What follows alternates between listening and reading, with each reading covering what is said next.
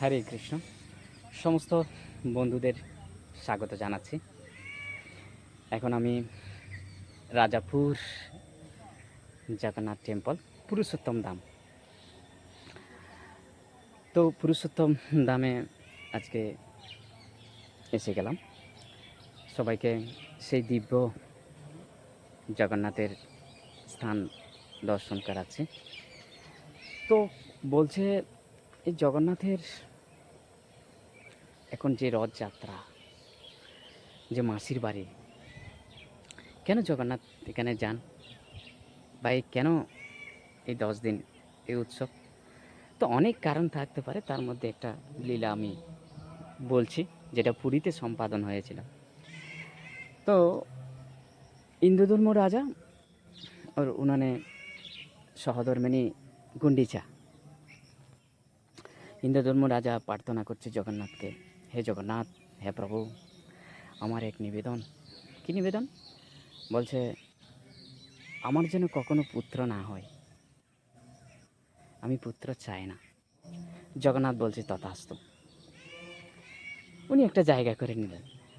যদিও বা ওনার পুত্র যদি থাকতো, সেক্ষেত্রে জগন্নাথ পুত্র হিসেবে তার কাছে যে ভালোবাসা, সেটা একটু কমে যেত। গুন্ডিচা শুনে খুব কান্না করছে, খুব রোদন করছিলেন। তো তীব্র রোদনে জগন্নাথ দর্শন দিয়ে জিজ্ঞেস করছে, কেন কান্না করছো? বলে যে আমার প্রতি আপনার কাছে কি বর প্রার্থনা করেছে, এটা তো ঠিক নয়, আমার তো পুত্র দরকার। তো তখন জগন্নাথ বলছে, ঠিক আছে, ওই বর তো আমি প্রদান করেছি, ওটা তো লাভ করতেই হবে। তা আমি আরেকটা বর তোমাকে প্রদান করছি। কি? চিন্তা করো না, তোমার পুত্র নেই, কী হয়েছে? আমি প্রতি বছরে একবার তোমার বাড়িতে তোমার পুত্র হয়ে আসবো। জয় জগন্নাথ স্বামী কি। তো জগন্নাথ এই মাসির বাড়িতে এই 10 দিনের জন্য সে পুত্র হয়ে আসেন এবং গুন্ডিচাকে কৃপা আশীর্বাদ করেন, এবং আশপাশে যত ভক্তরা রয়েছে তারাও একই সেই গুন্ডিচার বাপ নিয়ে সেবা করার সুযোগ পায়।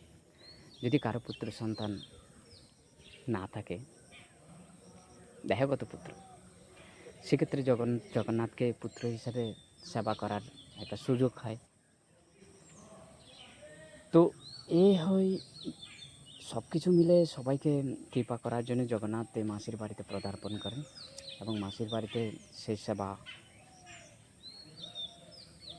সবার কাছ থেকে গ্রহণ করে সবাইকে আশীর্বাদ করেন। তো এই 10 দিন গুন্ডিচাতে দর্শন করে অনেক অনেক ফল পাওয়া যায়। তো যদি আমি এখন রাজাপুর এই জগন্নাথ মন্দিরে আছি, তো এটাকে বলা হয় পুরুষোত্তম ধাম। পিছে যে বটবৃক্ষ দেখা যাচ্ছে, এটা 1400 বছর পূর্বে প্রথম যখন জগন্নাথ উড়িষ্যা থেকে এখানে আসেন, এক রাত্রি এখানে যাপন করার পর তখন জগন্নাথ স্বয়ং নিজেই নির্দেশ দিয়েছিলেন যে আমাকে এখানে প্রতিষ্ঠা করে সেবা কার্য শুরু করো।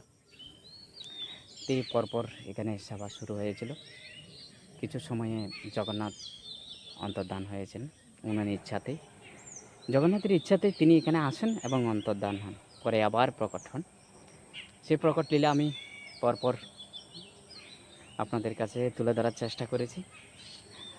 তো সাথে থাকবেন, আরও সুন্দর লীলা নিয়ে আগামীতে আমি পদার্পণ করব। সাথে থাকুন। অনেক অনেক শুভেচ্ছা জানাচ্ছি উল্টো রথে